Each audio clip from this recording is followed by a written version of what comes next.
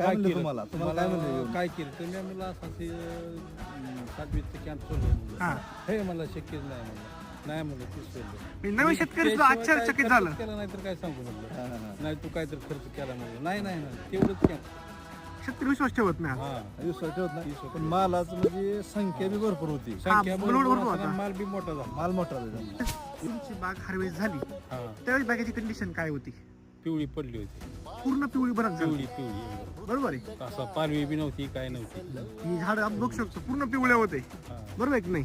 म्हणजे माल उतरल्या मागू बघू शकतो आपण. हे बघा स्ट्रॉंग झाली 50% शेणखतापेक्षा 50% खर्च कमी होते आणि उत्पन्न भरपूर दुसरं मला गावात असतं पूर्ण तर विश्वास दुपारनं बसल्यामुळे मी दुसरं काय वापरायचा विषयच करत हा, नाही. कुणाचं ऐकत बी नाही. हा ऐकत बी नाही मला मत सांगतात पण मी एकमेव माणूस.